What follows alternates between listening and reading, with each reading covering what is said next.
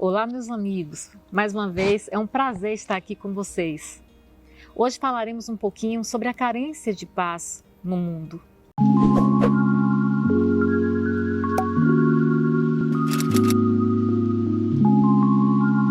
Hoje em dia, infelizmente, essa ausência de paz, ela está em todas as áreas humanas. Infelizmente, recebemos notícias e sabemos que há ataques que nos assustam muito. Ataques ao próximo. São grandes guerras, são muitos conflitos armados. A gente viu no Afeganistão isso, em alguns países da África, vimos na Síria e agora recentemente na Ucrânia. Tudo isso em razão da busca de um domínio, da busca de um território maior, de propriedade, de poder, de riqueza.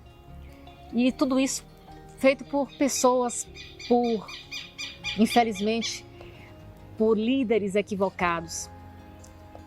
E são disparos de armamentos fortes que ferem, que matam, que também aniquilam sonhos, tiram a paz e às vezes a vida dos mais humildes, das crianças, dos idosos, das mulheres, sem nenhum mínimo de ética. São as lutas também urbanas, que a gente vê muito, são agressões. E essas agressões, elas não são só físicas. Há também uma forma de você agredir o outro, agredir o próximo, furtando-lhe seu dinheiro, praticando fraudes, praticando corrupções, sejam nas instituições públicas, sejam também nas instituições privadas. Tudo isso é uma forma de violência. E a violência, ela está aí. São transgressões também no trânsito, na escola, né, na política, como eu já falei, na economia, na vida social. E hoje nós temos também um meio de ser violento. Isso nas redes sociais, na internet, com os famosos discursos de ódio. E a internet, ela funciona como se fosse assim, uma espécie de válvula de escape. Uma janela para o mundo na qual as pessoas expressam seus descontentamentos e, às vezes, se reúnem a grupos radicais, grupos extremistas, e não há debates, não há diálogo, onde deveria ter debates, diálogo, onde nós teríamos uma ciberdemocracia. No que a gente vê são argumentos, infelizmente, argumentos que vêm como se fosse uma torrente de insultos, de desrespeito, com muita raiva, com muita ira. E isso tudo se deve a uma espécie de polarização que está monopolizando o mundo, os posicionamentos das pessoas. E tudo isso de forma muito radical, de forma muito extrema. E são essas formas com uma certa violência no falar, na voz, que acabam tendo notoriedade. Esses argumentos imponderados vão à internet. E os sensatos, os argumentos com educação, com justiça, isso não dá ibope, né? Não choca. E a questão é chocar. E o problema da intolerância, ela se revela principalmente no simples fato da gente não conseguir enxergar, olhar o outro. A intolerância é isso, é você não conseguir enxergar o outro como um ser semelhante a você, como um ser humano. Seja seguidor de uma determinada religião, do gênero que for, da nacionalidade que for, da etnia que for, não importa. Enquanto nós estivermos cegos, apegados a conceitos pobres, a conceitos que separam, nós vamos continuar com esses extremismos. E isso tudo vai dificultar a convivência em harmonia. E também nós passamos hoje a ter uma educação muito tradicional que mostra o ser humano não como ele deve ser mostrado, mas sim uma educação que ela não promove muito a paz. Ela se preocupa apenas com o preparar o jovem para o progresso intelectual, para o enriquecimento, o sucesso na vida profissional. Não que isso seja ruim, só que isso jamais pode ser desvinculado de preparar o ser humano a respeitar o outro, a conviver em harmonia com o outro. Então, há um estímulo muito grande, há uma espécie de concorrência predatória entre as pessoas. E isso a gente vê demais. Com tais ensinamentos, enfim, com tais estímulos, crescem as desigualdades, cresce o egoísmo, a ambição, sai muito em voga o orgulho, o individualismo. Em suma, a educação predominante não tem preparado os seres humanos para a conquista e para a manutenção de uma vida próspera, harmônica, pacífica, dedicada à conquista do bem, dedicada à conquista do respeito ao outro. Isso é que está sendo muito... isso está sendo arrefecedor. É como se o ser humano ele não significasse nada. É como se ele fosse tratado como qualquer coisa. E isso acaba gerando o que a gente chama depois de círculo do ódio. Quando você não enxerga o outro, não respeita o outro, quando você não pede licença para passar numa rua em que está um grupo e você precisa passar por entre esse grupo, fica difícil. E aí às vezes as pessoas não enxergam a outra. Um dia eu vi uma pessoa que estava numa cadeira de rodas tentando passar por entre 4 pessoas e nenhuma dessas pessoas, ninguém ali teve o mínimo de educação e de respeito para sair da calçada e deixar o cadeirante passar. Então são essas coisas que a gente vê.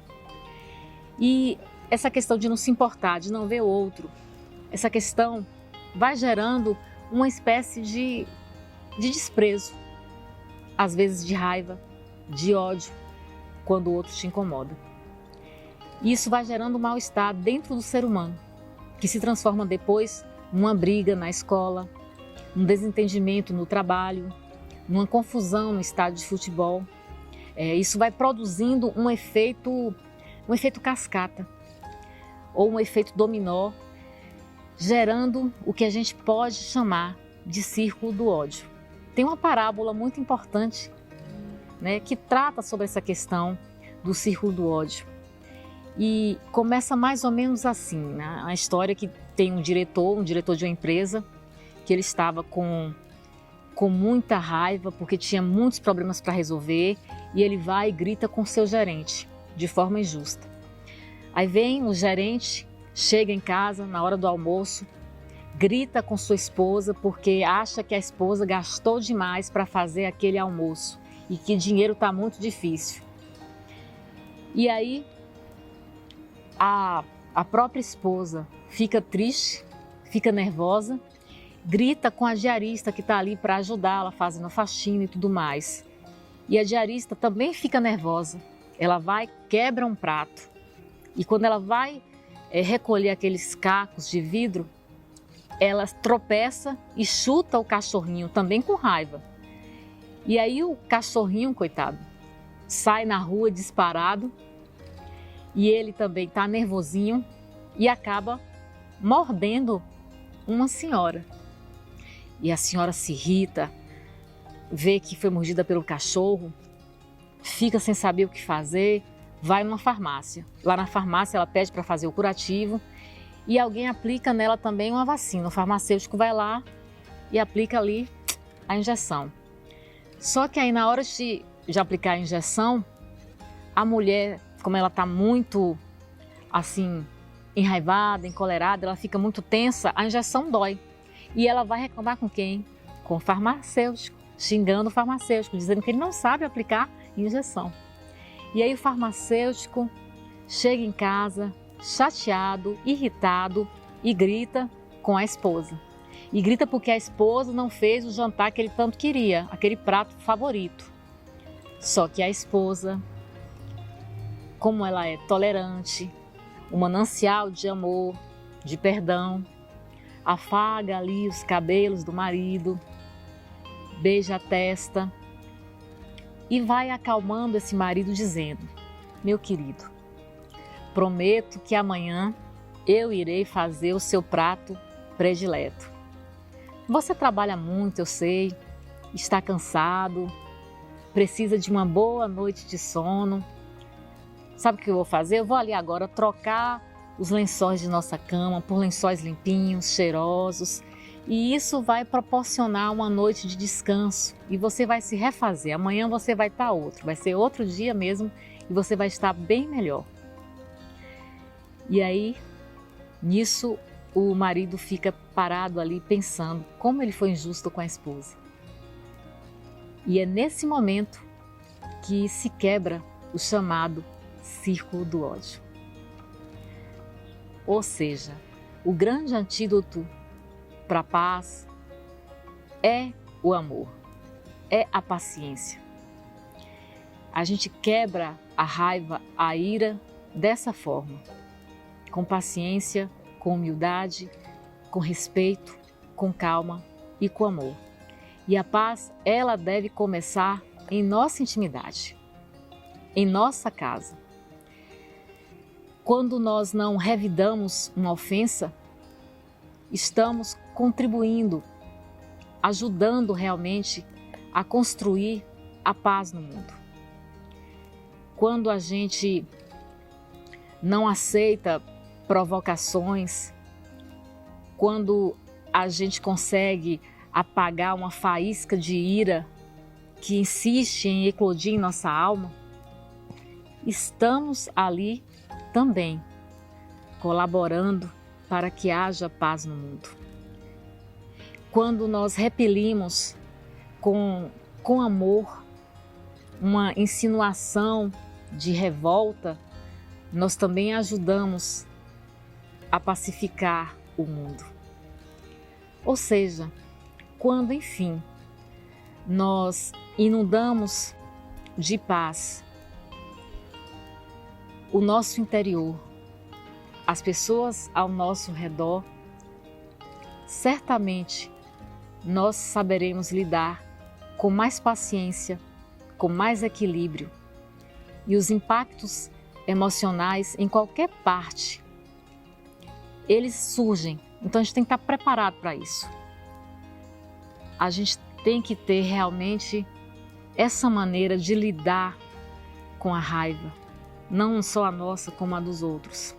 Então, não te afastes da paz interior, porque é justamente esse fortalecimento, o fortalecimento dessa harmonia interna, desse equilíbrio que está aqui dentro, é que vai acalmar as pessoas ao nosso redor e converter a raiva, a ira em paz e em luz. Reflita e pense nisso. Seja uma faísca de paz para acalmar a ira das pessoas no mundo.